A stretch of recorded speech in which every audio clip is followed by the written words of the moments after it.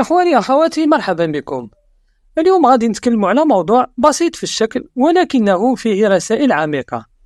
الحكومة خرجت بقرار جديد كينظم سيارات نقل الأموات، وهذا القرار حافظ على عبارات دينية معروفة غادي تبقى مكتوبة على جانب السيارة. ومن بين هذه العبارات: لا إله إلا الله محمد رسول الله، كل نفس ذائقة الموت، ونقل أموات المسلمين.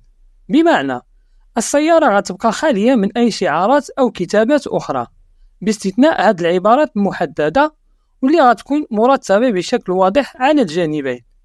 أما المعلومات الخاصة بمالك السيارة فيمكن تكتب غير في الباب الخلفي.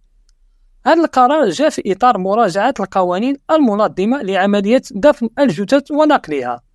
الهدف ماشي تغيير القيم وماشي حذف الرمزية الدينية، ولكن الهدف هو تنظيم تقني أدق باش يكون كل شيء واضح ومضبوط وقابل للتطبيق بلا أي لبس.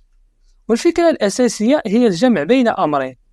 الأمر الأول هو الضوابط الصحية والسلامة، والأمر الثاني هو احترام القيم الدينية والمجتمعية.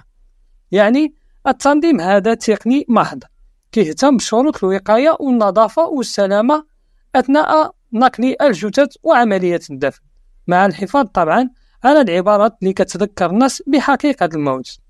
في الأخير إخواني أخواتي، الموت واحد الحقيقة اللي ما كيختلفش عليها الناس، وكل نفس ذائقة الموت، والتنظيم ما كيكونش ضد القيم إذا كان الهدف ديالو هو الوضوح والاحترام والسلامة للجميع.